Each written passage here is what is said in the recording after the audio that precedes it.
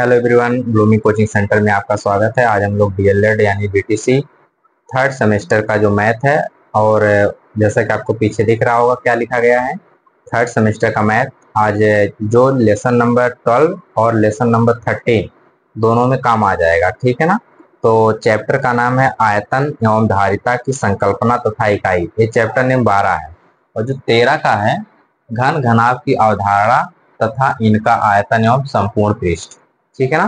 तो ये दोनों हम चैप्टर एक ही में कंबाइन करके हम आपको सारा डिटेल इसमें बता देंगे। आप लोग केवल थोड़ा सा धैर्य रख के हमारे साथ बने रहिए, वीडियो को देखिए और आपको समझ में आएगा, हम आशा करते हैं, ठीक है ना।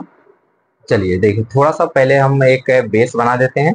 बेस बनाने के बाद फिर हम सॉल्व करते हैं। देखिए, सबसे पहले है कह रहा है कि आयतन। आयतन क्या होता है? तीन बीमाओं, यानी कि बीमा कितनी होनी चाहिए? तीन। कौन कौन सी? लंबाई, चौड़ाई तथा ऊंचाई की आकृति जितना स्थान घेरती है उसे क्या कहते हैं? आयतन कहते हैं, ठीक है ना। उसे क्या कहते हैं? आयतन। तो इसमें कह रहा है कि लंबाई, चौड़ाई तथा ऊंचाई। मान के चलिए यह चित्र है। चित्र में यह है आपके क्या है, यह देखिएगा, ये वाला और ये वाला। ध्यान से देखिएगा ना, ये वाला जो हम थोड़ा मोटा कर दे रहे हैं और ये वाला, ये। यानी कि हम लिखेंगे अगर लंबाई, तो लंबाई आपको क्या मिलेगी? F I. एफ आई लंबाई हो गया। चौड़ाई के लिए हम क्या लिखेंगे? चौड़ाई, चौड़ाई आई और डी होगा, आई डी होगा। और ऊंचाई, जो ऊंचाई है, ऊंचाई आई और बी होगा।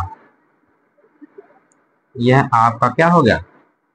यह आयतन का, यानी कि इस जो आपको चित्र दिया गया है, इस चित्र में लंबाई, चौड़ाई और ऊंचाई हम पता लगा लिए।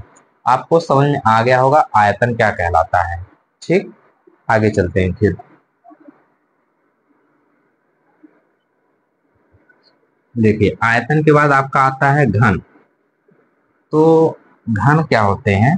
देखिए, आयतन के बाद आता है आपका घन।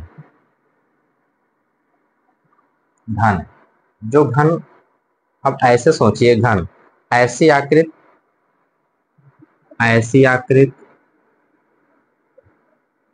ऐसी आकृति जिनकी जिनकी सभी जिनकी सभी विमाएं विमाएं समान हो। विमाएं क्या हो? समान हो। उसे घन कहते हैं। कह रहा है कि ऐसी आकृति जिनकी जो सभी जो विमाएं हैं वह क्या हो? समान हो, उन्हें हम क्या कहते हैं? घन कहते हैं। तो घन मतलब आप देखे होंगे, जो लूडो का होता है ना गोटा, सॉरी गोटी, जो लूडो की गोटी होती है उसे हम क्या कहते हैं? घन कहते हैं। उसकी लंबाई भी समान होती है, चौड़ाई भी समान होती है और ऊंचाई भी समान होती है, उसे हम क्या कहते हैं? घन कहते हैं। आपको घन समझ में आ गया होगा? उतार लीजिए घन क्या होते हैं।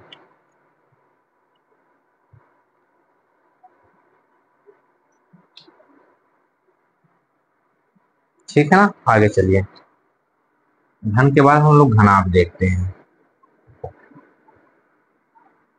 घन हो गया, फिर घनाभ क्या होता है?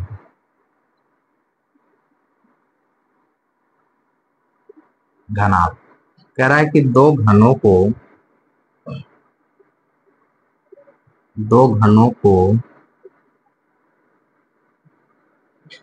एक दूसरे के साथ जोड़ने पर बनी आकृति आकृति क्या कहलाती है? घनाभ कहलाती है।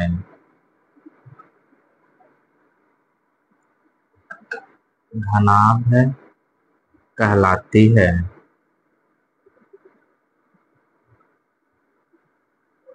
कह रहा ना कि दो घनों को एक में जोड़ देना। जैसे एक घन बना और दूसरा घन बना, उनको हम क्या करेंगे, इकट्ठे जोड़ देंगे और जोड़ने के बाद जो आकृति प्राप्त होगी उसे क्या कहेंगे, घनाभ कहेंगे। जैसे देखिए, ऐसे ध्यान से देखिएगा, ऐसे एक आकृति होगी और एक आकृति ऐसे होगी, यह बन गया एक ठो घन। फिर इसी प्रकार से एक ठो दूसरा हम ऐसे जोड़ेंगे उसमें, ठीक है ना, ऐसे और समथिंग ऐसे।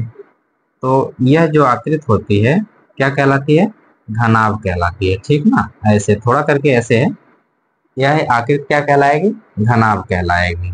ठीक, अब आपको समझ में आ गया होगा, रिलेट आप कर पा रहे होंगे। दो घनाभ यानी कि दो घनों को जोड़कर जो आकृति बनती है उसे हम क्या कहते हैं, घनाभ कहते हैं।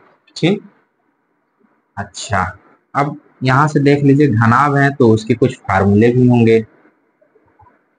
घनाभ का चित्र देख लीजिए, ऐसे होता है, ए ऐसे, ए इनका ऐसे फिगर होता है, ऐसे इनकी लंबाई थोड़ा क्या होती है, इनकी ज्यादा होती है, ठीक है ना।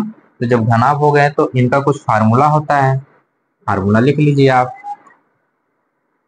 घनाभ का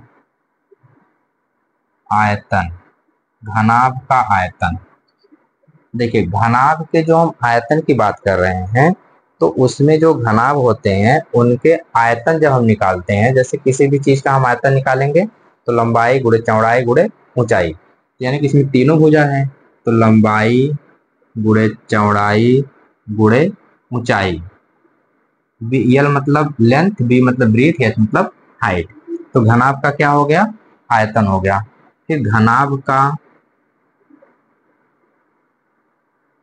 का पृष्ठीय क्षेत्रफल, देखिए घनाभ का पृष्ठीय क्षेत्रफल, पृष्ठीय यानी कि जो नीचे नीचे का तल होता है उसकी बात कर रहा है। तो जब हम उसकी बात करेंगे तो हमको एक चीज पता है, दो ब्रैकेट में यल बी प्लस एच यल प्लस बी एच। एक बार देखिए, यल बी, बी एच और एच यल, यानी कि दो इसलिए लगाया गया है, अगर कोई इस तरीके से लिखना चाहता है, दो यल बी प्लस दो एच यल प्लस दो बी एच, तो यह भी उसका सही होगा, ठीक है ना। यानी कि लंबाई चौड़ाई दो दो होंगी, जितने भी होंगी सब एक ही बार आएंगे, ठीक है ना। तो दो आगे इसलिए लिखा गया है कि लंबाई भी उतना होगी, चौड़ाई भी उतना होगी और ऊंचाई भी उतना होगी, ठीक है ना। घनाभ का पृष्ठीय क्षेत्रफल हो गया। फिर आगे है घनाभ का विकर्ण, घनाभ का विकर्ण, घनाभ का विकर्ण, कितने भुजाएं, घनाभ में तीन भुजा होती है, तो घनाभ का विकर्ण बराबर ए स्क्वायर। देखिए घनाभ का विकर्ण बराबर ए स्क्वायर, मतलब ए नहीं, इसके जगह आप यल ले सकते हैं, L square plus B square plus H square. ये क्या हो गया, घनाभ का विकर्ण हो गया।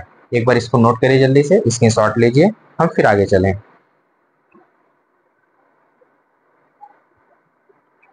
देखिए घन में हम थोड़ा छोड़ दिए थे, तो घन का ही लिख लेते हैं ना, घन का क्या क्या होता है।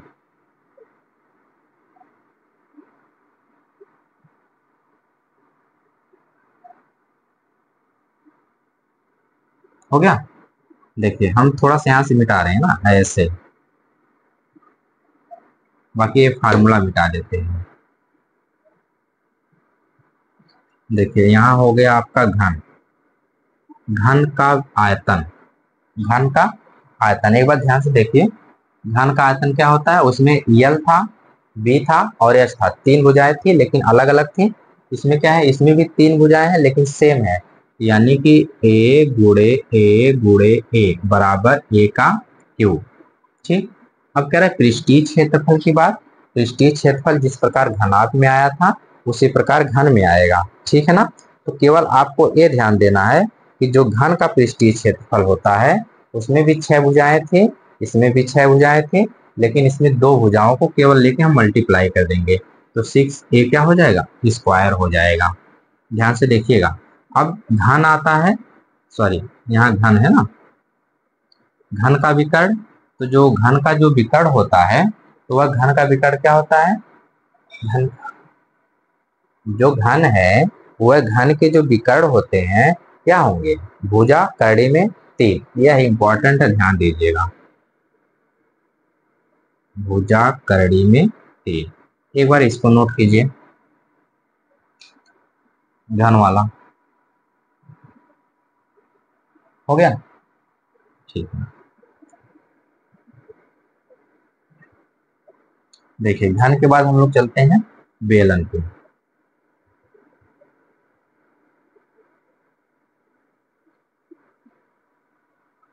घन हो गया, घनाभ हो गया। अब देखिए, घन घनाभ की अवधारणा तथा इनका आयतन एवं संपूर्ण पृष्ठ। एक कोर्स है जो घन घनाभ की अवधारणा थी वह 12 में थी। अब घन घनाभ की अवधारणा तथा इनके संपूर्ण पृष्ठ वह आएगा लेसन नंबर 13 में। ठीक है ना? तो हम लोग उस पे लेसन नंबर 13 पे फिर चलते हैं, उसको एक एक करके सॉल्व लगाते हैं ना फार्मूले के साथ। ठीक है? तो बेलन है, तो बेलन का जो चित्र बनता है वह ऐसे होता है। ये ऐसे, ये यहाँ से इसको हम यहाँ मिला दे रहे हैं, इसको यहाँ से। थोड़ा मेरा कला उतना अच्छा नहीं है, आप लोगों का अच्छा होगा, बना लीजिए। ये इसको यहाँ से, इसको यहाँ से यहाँ बन गया। ठीक है ना? यह बेलन है। तो बेलन में हमको क्या मिलता है? यहाँ से यहाँ तक आर मिल जाएगा और यहाँ से यहाँ तक एच मिल जाएगा। एक बार ध्यान से देखिए, बेलन में हमको दो चीज मिला, एक आर मिला और एक एच मिला है। तो जो मिले हैं हम उनको शांति से रखेंगे। ठीक है ना? तो बेलन का सबसे पहले हम क्या निकालेंगे? बेलन का आयतन।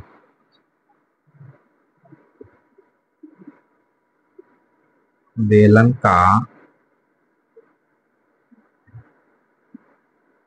का आयतन। ठीक है ना?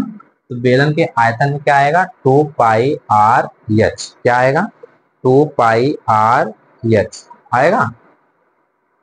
ठीक है, देखिए 2 पाई आर एच नहीं आएगा, इसमें पाई आर स्क्वायर एच आएगा। ठीक है ना? पाई आर स्क्वायर एच कैसे आया? ये पाई, जो पाई हमारा है, पाई आर, देखो पाई आर यानी कि एक वृत्त है इसमें, तो वृत्त का क्षेत्रफल पाई आर स्क्वायर और ऊंचाई एच। अगर कोई इसको लिख दे, अगर यहाँ, अगर दूसरा कोई यहाँ से इसको और लिखना चाहे तो लिख सकता है वृत्त का क्षेत्रफल, वृत्त का क्षेत्रफल और गुणे ऊंचाई, गुणे ऊंचाई। तब भी उसका ये फार्मूला सही है, तब भी उसका ये फार्मूला क्या है? बहुत ही आसान है और बहुत ही सही है। ठीक है ना? हो गया होगा, बेलन का आयतन हो गया होगा ना। अब आगे चलते हैं। आगे है बेलन का वक्र पृष्ठ। बेलन का वक्र पृष्ठ। बेलन का जो वक्र पृष्ठ होता है वह होता है 2 पाई आर एच। क्या होता है? 2 पाई आर एच, 2 पाई आर एच। ठीक है ना? क्योंकि देखिए 2 पाई मतलब 2 पाई आर वृत्त का क्या होता है? वृत्त की परिधि होती है। अगर कोई इसको ऐसे लिखे, वृत्त की परिधि, वृत्त की परिधि,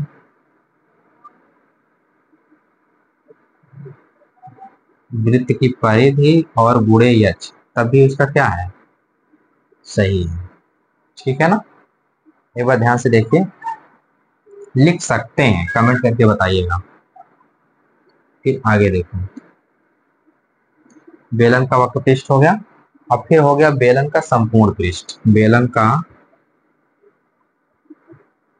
का संपूर्ण पृष्ठ। बेलन का जो संपूर्ण पृष्ठ होता है वह सबको जोड़कर होता है। तो बेलन का जो संपूर्ण पृष्ठ होता है, सबको जोड़ने के बाद हमको क्या मिलेगा? 2 पाई आर एच पहले वाला और पाई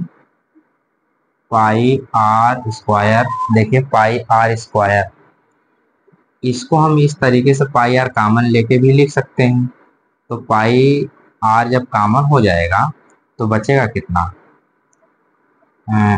2h, पाई आर कॉमन हुआ तो 2h प्लस, यहाँ से पाई आर कॉमन हुआ है, केवल आर बचेगा, 2h plus R. Pi R bracket में 2h प्लस आर। एक बार ध्यान से देखिए इसको, सही है ना? 2 पाई आर। ठीक है, अब यहाँ तक बेलन का हो गया। अब चलते हैं शंख पे। ध्यान से देखते रहिएगा आप लोग। फार्मूला है आज, केवल फार्मूला ही चल रहा है, ठीक है ना। अब देखिए शंख पे, शंख शंख जो बनता है वह ऐसे ही बनता है, ऐसे ऐसे ऐसे ऐसे, ठीक है ना। इसमें भी ए आ जाएगा और यहाँ से यहाँ तक ये चला जाएगा। तो इसमें यच होता है, इसको हम यच बोलते हैं, और इसको हम यल बोलते हैं, और इसको हम आर बोलते हैं। जो शंख होता है, जो जोकर की टोपी आप लोग देखे होंगे, उसी के आकार की, जोकर की टोपी के आकार का ही होता है शंख, ठीक है ना। तो उसी को हम आज लोग पढ़ रहे हैं। तो शंख की तिर्यक, तिरछी यानी कि तिर्यक ऊंचाई, शंख की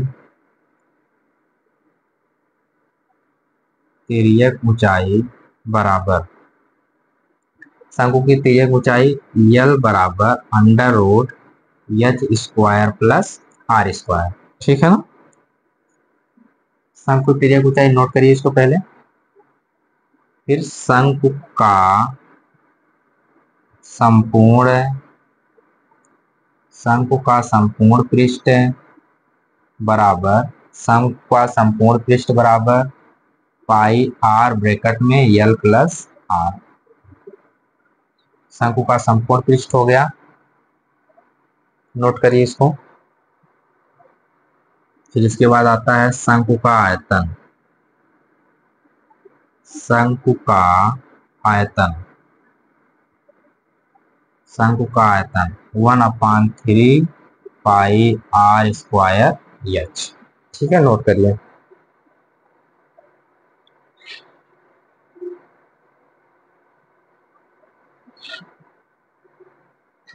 ठीक है ना, नोट करिए, थोड़ा सा निकाल दो।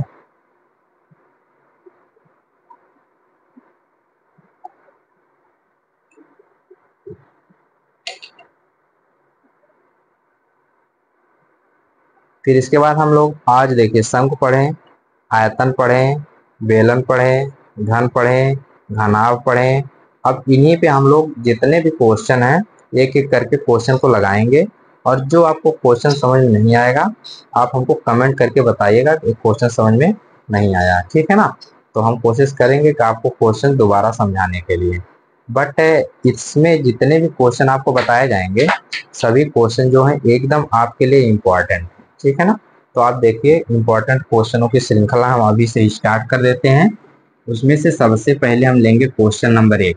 देखिए क्वेश्चन आपका तभी लग पाएगा जब आपको सूत्र याद होगा। साफ बात, फिर से क्वेश्चन आपका तभी लग पाएगा जब आपको सूत्र याद होगा।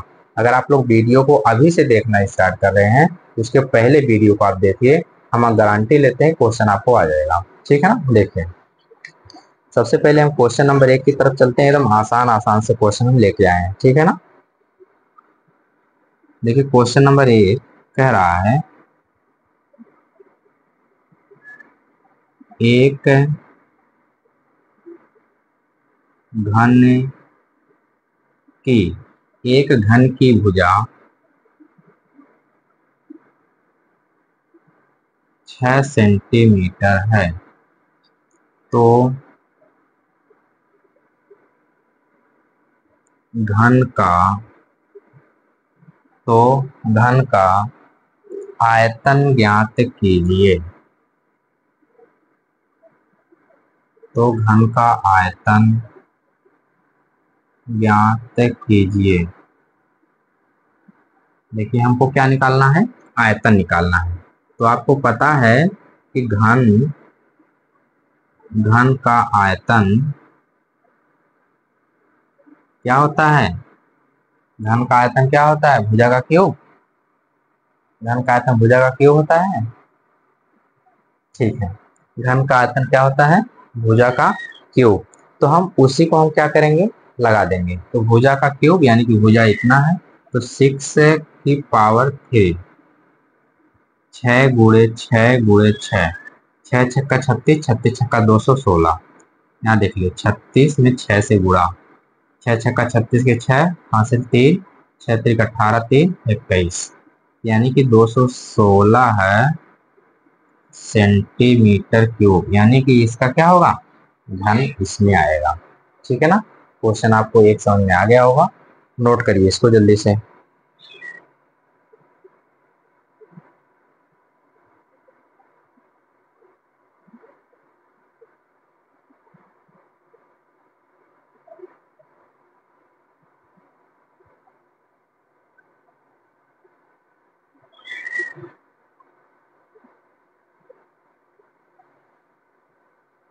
ठीक, ठीक है, अगले क्वेश्चन हम लोग चलते हैं। फिर कह रहा है कि एक घन की भुजा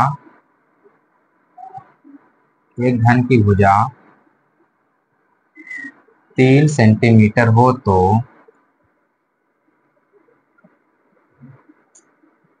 घन का हो तो घन का पृष्ठीय क्षेत्रफल ज्ञात कीजिए। घन का पृष्ठीय क्षेत्रफल ज्ञात कीजिए। क्षेत्रफल ज्ञात कीजिए। घन का पृष्ठीय क्षेत्रफल फार्मूला होता है घन का पृष्ठीय क्षेत्रफल बराबर 6a²। एक बार ध्यान से देखिए, घन का पृष्ठीय क्षेत्रफल क्या होता है 6a², यानी कि 6 × 3 × 3, तो 3 × 3 = 9 और 9 छक, एक बार देखिए 6 × 3 = 18 और 18 × 3 मतलब कितना आ जाएगा 54। अब जो पृष्ठीय क्षेत्रफल होता है उसका उसका क्या होता है यूनिट होता है, तो उसमें किस में आएगा,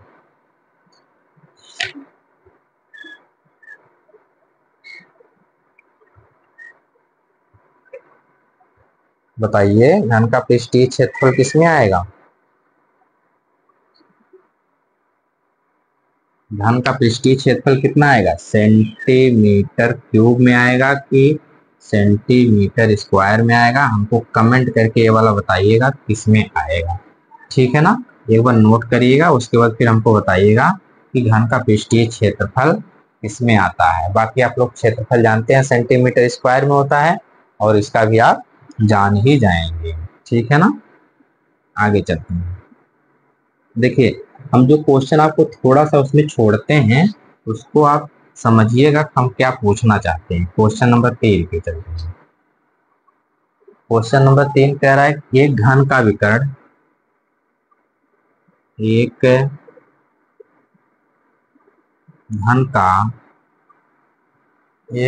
का विकर्ण,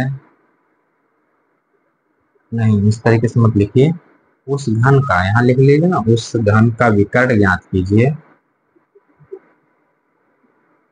उस घन का विकर्ण ज्ञात कीजिए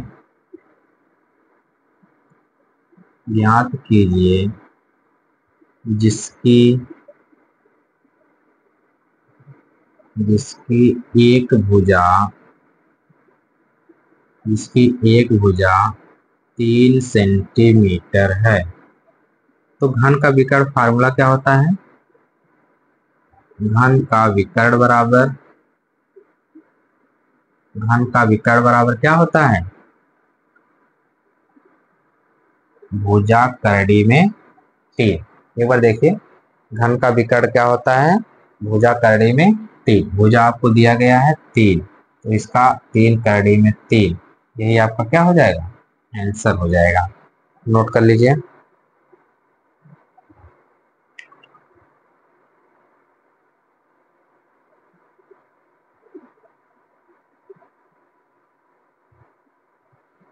हो गया, और आगे बताया जाए कहीं रोक दिया जाए। देखिए, हम आपको घन का 3-4 क्वेश्चन बताए हैं। आज घन चला दिए, कल घनाभ चला देंगे, शंकु चला देंगे, वेलन चला देंगे, और इतना ही जितने भी हम आपको फार्मूले लिखाए सब पे एक एक क्वेश्चन करवा के, इसमें जो इम्पोर्टेंट क्वेश्चन है उसकी भी लिस्ट बना के हम आपको अलग से फिर करवा देंगे। ठीक है ना, आप वीडियो को लाइक करिए, शेयर करिए और कमेंट करिए, अपने दोस्तों के साथ शेयर करिए। आपका बहुत बहुत धन्यवाद।